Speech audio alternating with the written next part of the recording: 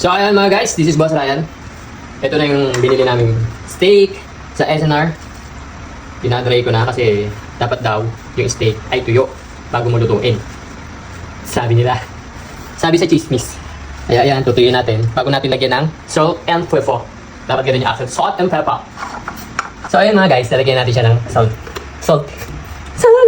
Ito nga pala ang gamit namin, salt. Diba? Himalayan, salt. Baka mapalat. Sakto lang, sakto lang. Yan. Puro masukal lang. Sabi nila, okay lang daw mapadami. Dahil hindi daw yung naalat. Sabi! Sagyan natin ang paminta. Isang buo din dito, no? Yan. Tapos, pagkatapos, yung kabilang side naman. So, ayun. Isasalang na natin to. 2 minutes both side, ano? 2 minutes both side. Itong side na to, 2 minutes. Tapos, pagka 2 minutes, babalik tayo na. Medium rare yung target namin na Danes. luto nung steak na to. Kaya, ano, game na. Start na ako ng timer. Pagkalagay mo. Teka, okay.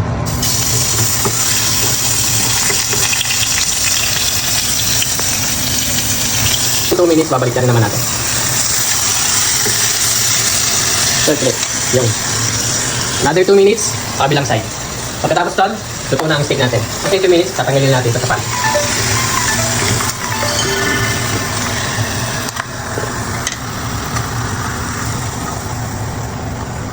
Shee!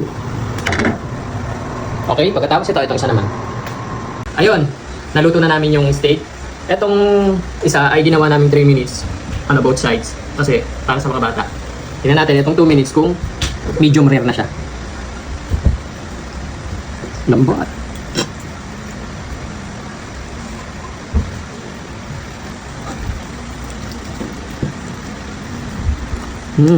Yan guys, oh. Mamula-mula.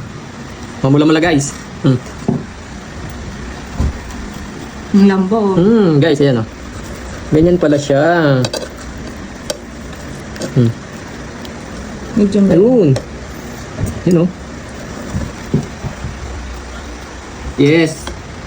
Yum. Diba ang ganda oh.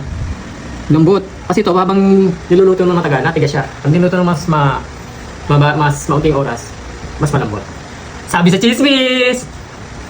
Kain tayo! So ayan guys, ayan. Titikman na natin. Oh, naka-knife. Parang yayamanin. Ito ang medium rare. Tapos meron akong egg. Nasusaw natin yan.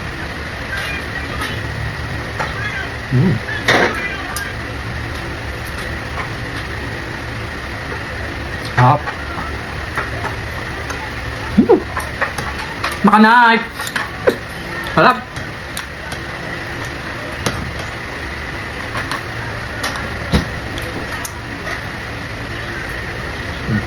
Malambot. Malambot siya. Harap.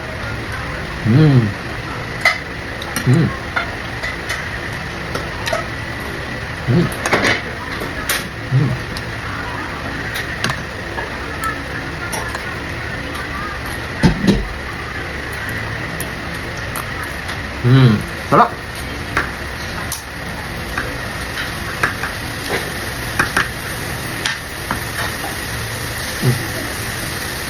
Ito natin sa egg.